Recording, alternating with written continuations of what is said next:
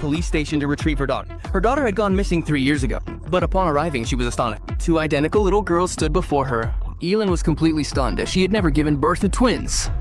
To find out the truth, she asked both girls to show their hands together. She hoped she would recognize her daughter by her moon-like birthmark. But what happened shocked everyone. Both girls had exactly the same birthmark on their hands. Elin and her husband were speechless. They couldn't figure out who their real daughter was.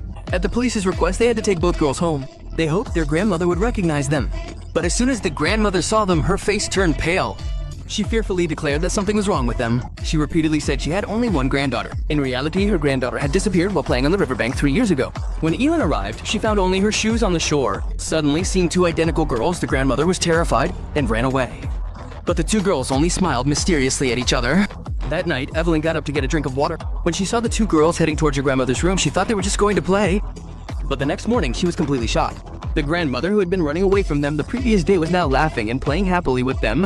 When Elin tried to ask about this, the grandmother suddenly became angry. This strange change made Evelyn feel something was terribly wrong. To find out the truth, she took both girls to the kindergarten where her daughter had previously studied. She hoped the teacher would recognize her real daughter. Initially, the teacher also said that only one was left. But after a while, her attitude completely changed. Now she began insisting that both girls were her students.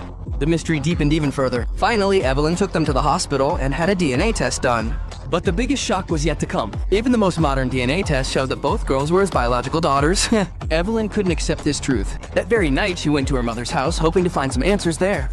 After the meeting, her mother took out an old box that had been hidden for many years. Inside it were many photographs of Evan's childhood. But as she looked at the photographs, she noticed something strange. In each photo, the same doll appeared with little Elin. Then a terrifying thought came to Evelyn's mind. Could it be that the other girl was the same doll, transformed into